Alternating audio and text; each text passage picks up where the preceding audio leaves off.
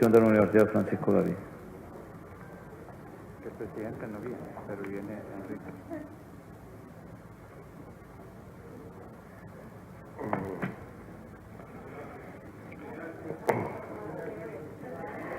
No sé si nos puede acompañar el doctor Rodolfo González y el doctor Enrique Anaya a esta mesa, por favor.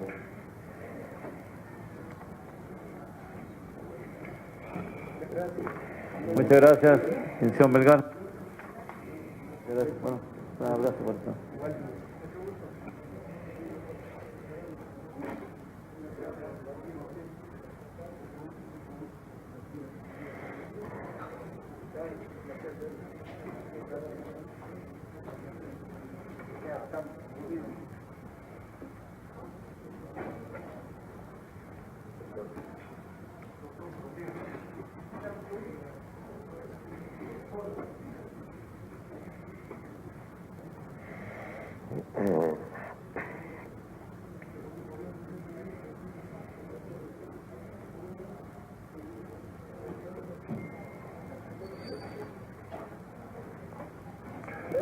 Por favor, doctor, en este momento.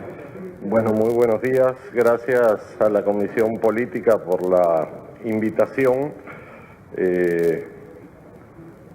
Como representantes de la Academia recibimos esta convocatoria y ante todo quisimos no solo presentar una posición, sino también un informe que se les entregó a todos los diputados. Esta publicación se envió el día 30 a talleres de la imprenta UCA y recoge todos los modelos matemáticos que se publicaron desde el día 3 de abril en adelante. En realidad fueron 5 ejercicios de modelaje matemático: 3 de abril, 8 de abril, 22 de mayo, 30 de mayo y un último que ya no entró en la publicación. En nuestro caso, este ejercicio se hizo entre un grupo de académicos. No le pusimos cuidado a las etiquetas.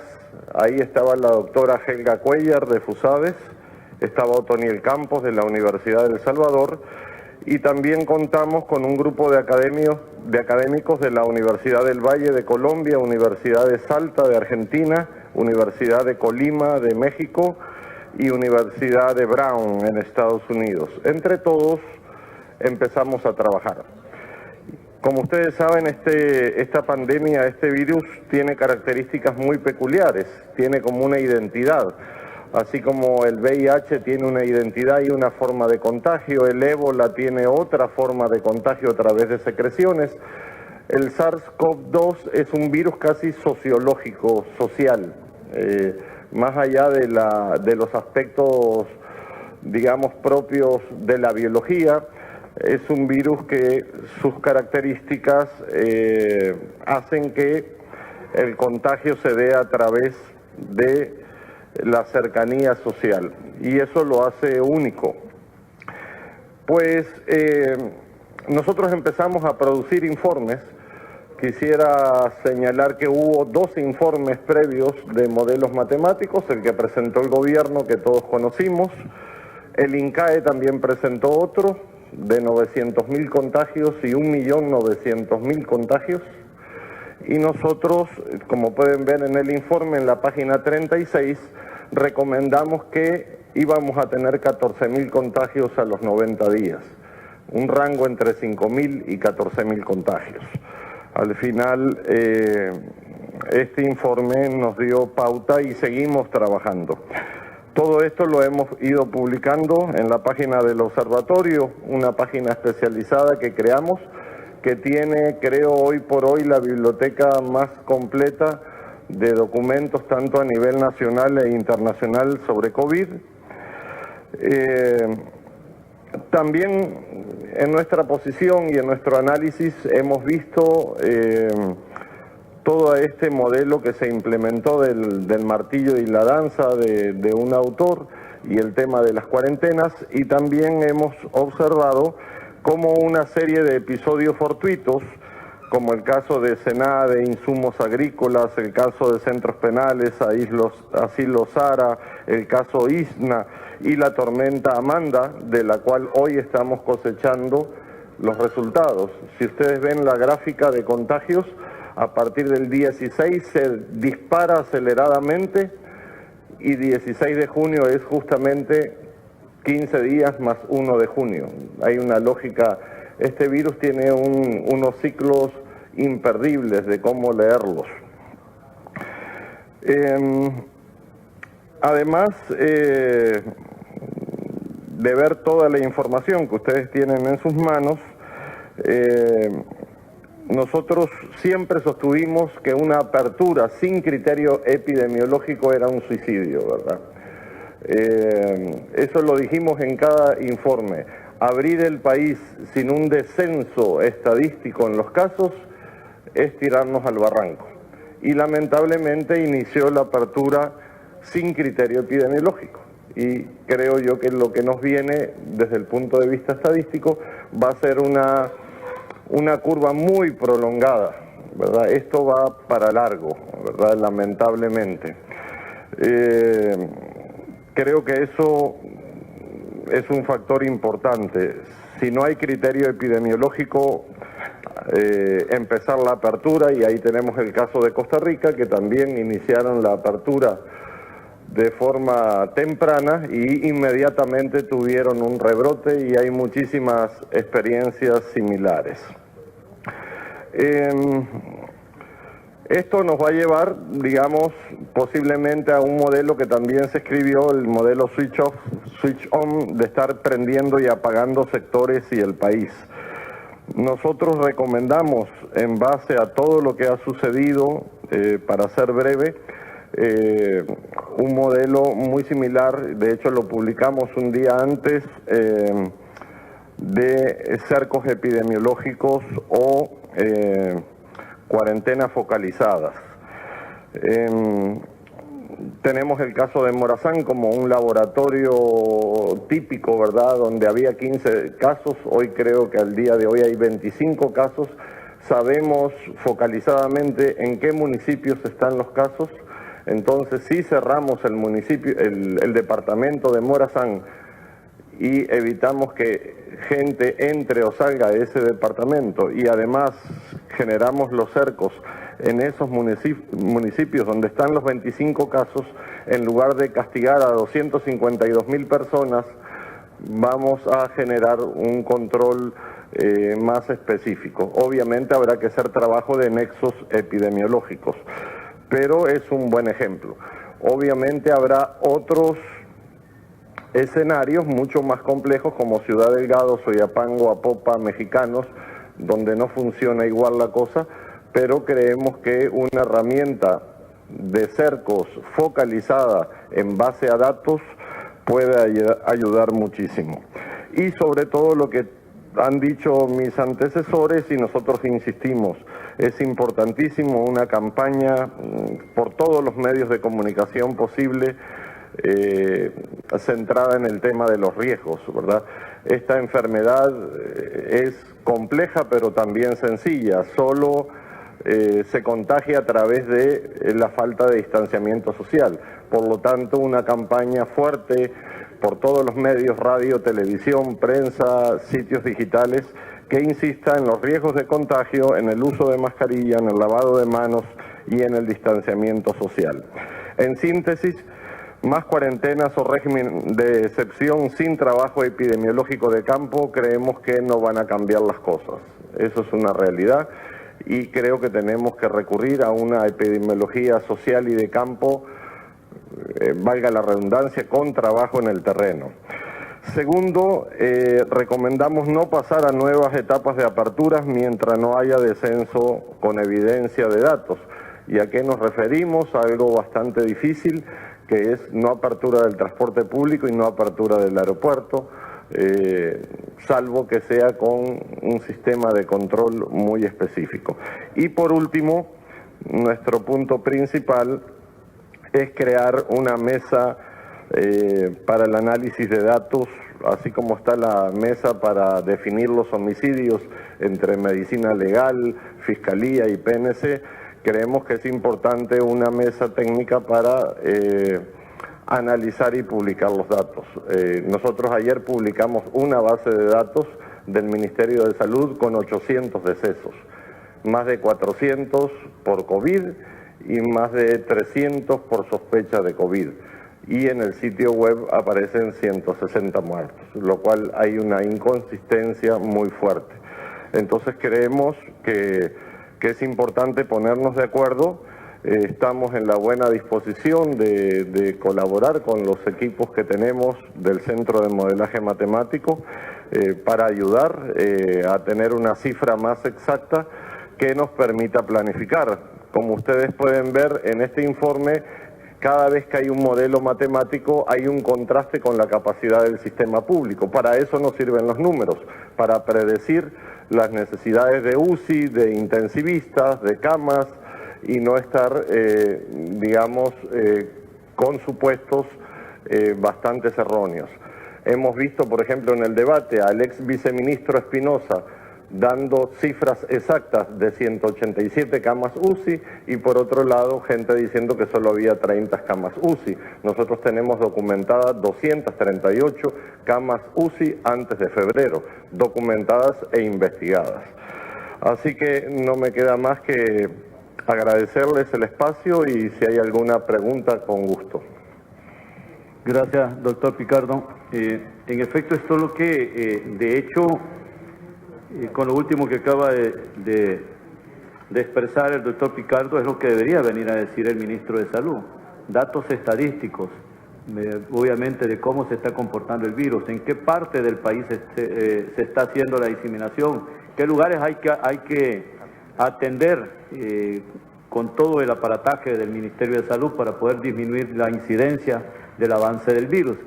Y de hecho agradecemos infinitamente este documento, que de hecho es un documento de apoyo importantísimo.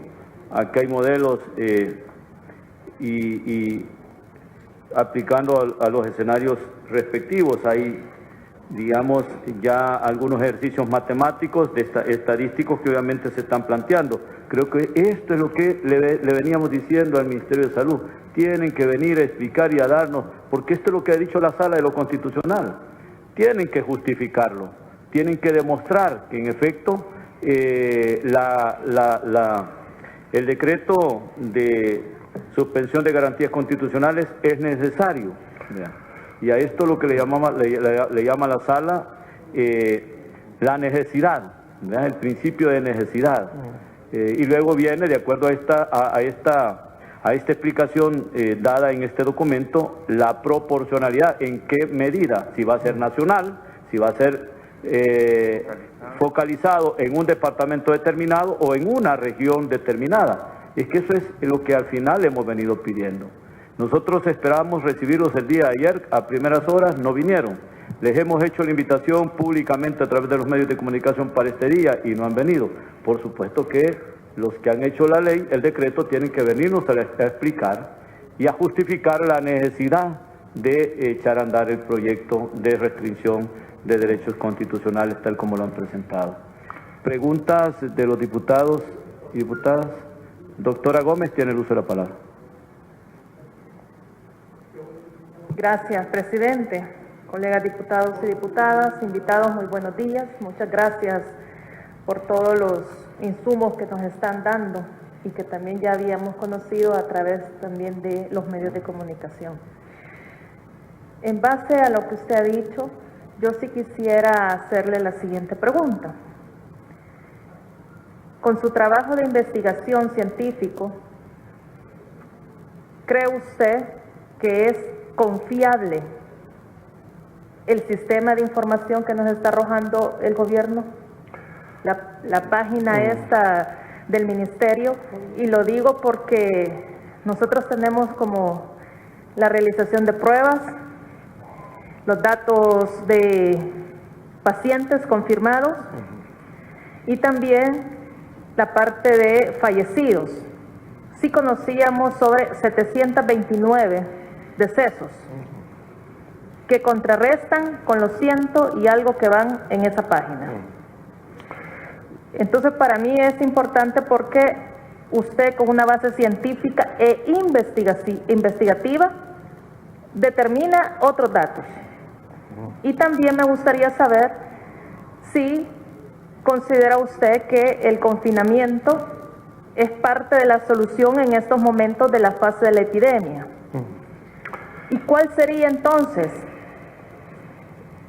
la parte del resultado que análisis de matemáticas nos están arrojando hasta cuánto va a ser, o sospechamos que va a ser, los pacientes con COVID en el país? Bien, esta enfermedad tiene ciclos y se puede analizar desde esos ciclos, es decir, sabemos de que si tenemos 100 contagiados vamos a tener, digamos, 60 sintomáticos, 40 con síntomas aproximadamente, más o menos. Sabemos que hay un periodo de incubación, es decir, hay una serie de ciclos. Y en los datos, cuando yo tengo un bloque de datos de síntomas de un grupo de ciudadanos,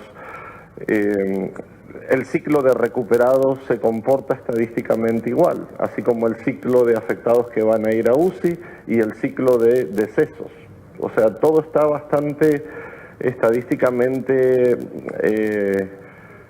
con un comportamiento, ¿verdad? Nosotros en mayo detectamos la primera anomalía cuando se dieron unos picos de recuperados que pasamos de 129 a 11. Eso es imposible, es imposible.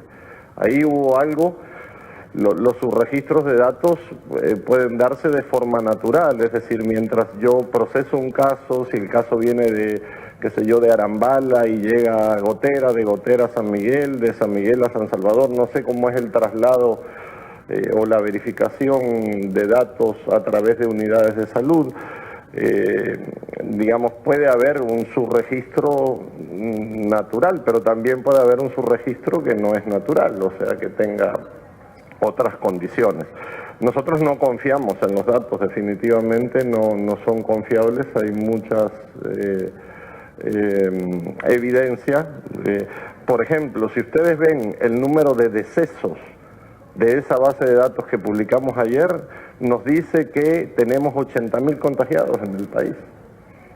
Esa es la realidad. Si tenemos 800 muertos, la curva de contagiados, es decir, 800 muertos, o pongamos 400 decesos, no me voy con 800. Con 400 decesos, la antesala de contagiados pasa de 16.000.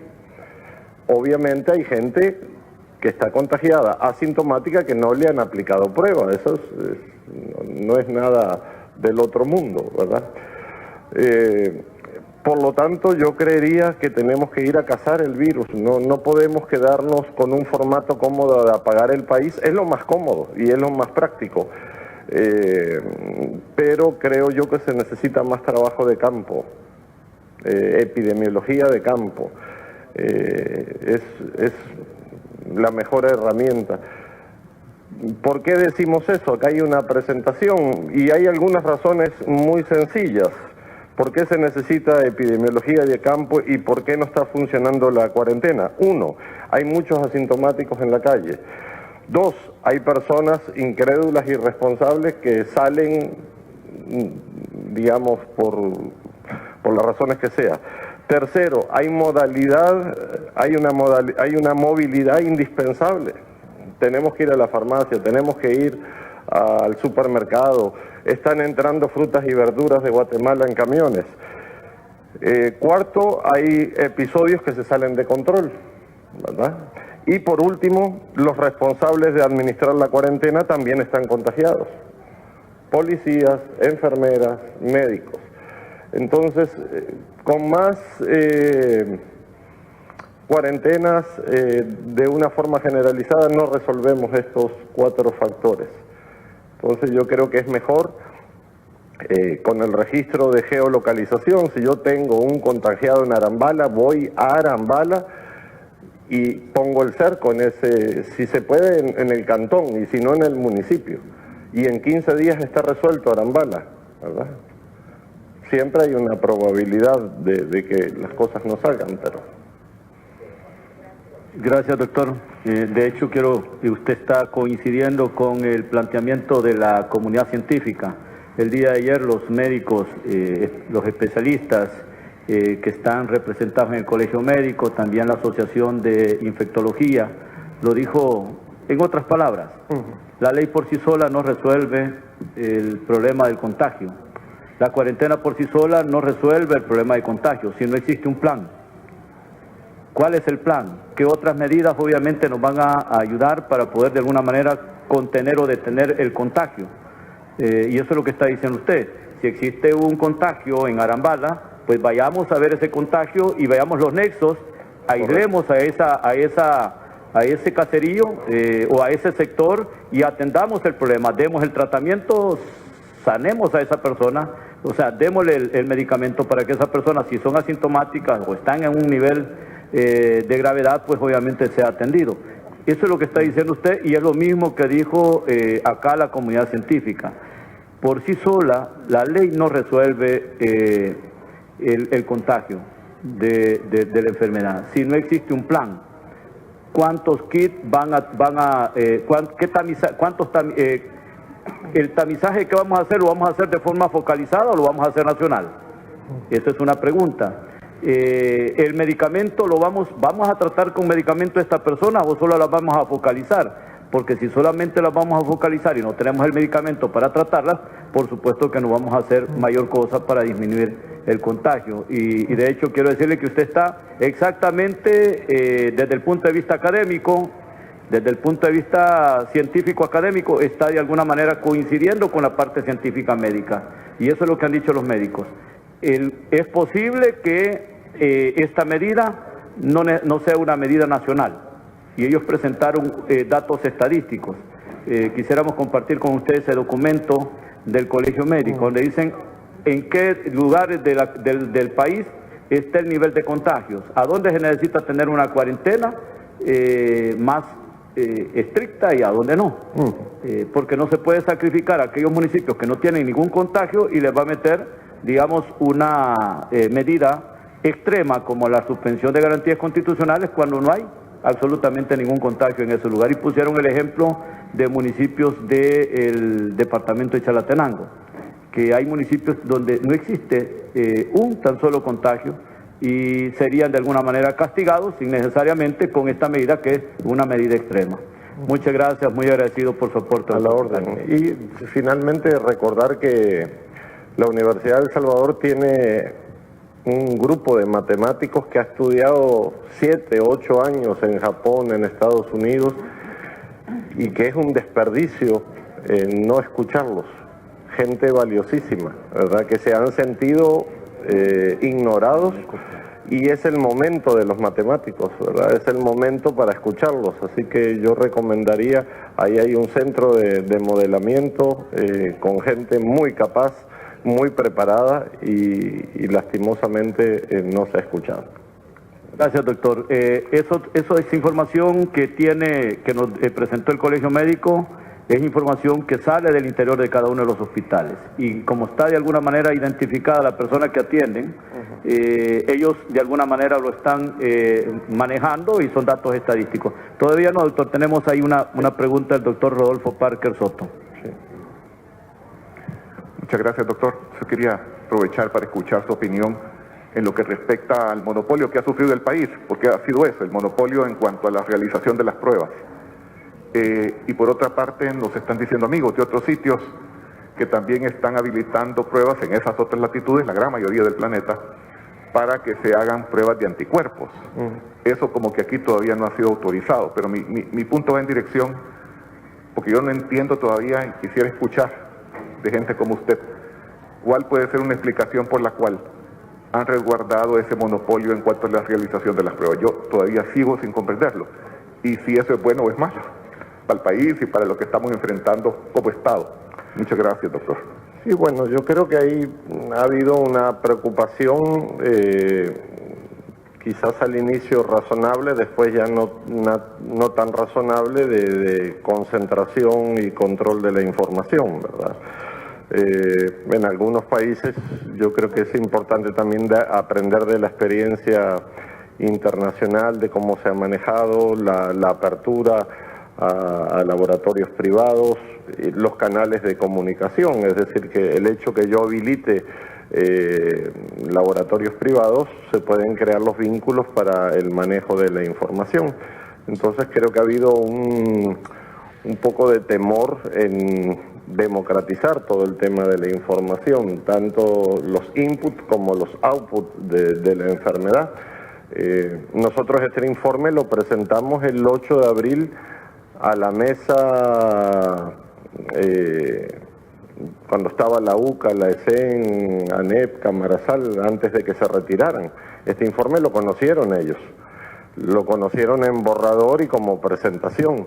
O sea que el 8 de abril ya sabían lo que iba a pasar a 60 días del 18 de marzo, ¿verdad? Nosotros proyectamos 18 de abril, 18 de mayo y 18 de junio, ¿verdad? Pero no hubo la confianza, ni siquiera ninguna pregunta sobre el informe, si era válido o no, quiénes, digamos, sí, el tema de la información ha sido otra de los aspectos claves en esta pandemia. Yo creo que hay mucho que decir sobre cómo ingresa y cómo sale la información. Gracias, doctor. Bueno.